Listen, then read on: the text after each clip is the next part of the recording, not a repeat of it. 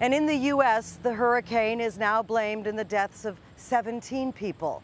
A clearer picture of the damage is also emerging from both tips of this state. 15 million people faced another day without power in absolutely stifling heat, while FEMA says 25% of the homes in the Florida Keys were destroyed. That's where Irma first made landfall here. It will likely be the last to recover. Here's CTV's Joy Malbon. The Florida Keys are almost unrecognizable from the air after Irma roared into the chain of islands. Nothing short of devastation. Nearly every home damaged or destroyed. For 2 days it was hell. You didn't know if you were going to make it or not. Heartbreaking images for those who chose to stay, now picking up the pieces of what's left of their homes, if they still have one. This is the worst storm that we've ever been through. I've never left before. I might consider leaving after this one. Right now, we don't know where to go. Nerves are frayed. Their island paradise ravaged by the storm, and it's still a struggle. We need water, food, we need gas.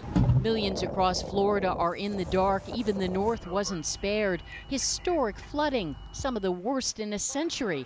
Hundreds were pulled from the rising water. We saw the water coming up. Next thing I knew, my car was underwater. What a difference a day makes. Jacksonville is trying to recover from a record storm surge and flooding. Yesterday, this seawall was underwater. This is what it looked like rushing in. A meteorologist took these pictures. It's just chaos out here. Wind was just howling. You couldn't stand anywhere, and it was a lot of. It was pretty crazy. Coastal communities chewed up. Irma's fury ripping off roofs, demolishing houses. Even neighboring states didn't escape. High water swamped Charleston, gushing into city streets. And in Georgia, falling trees made for treacherous driving.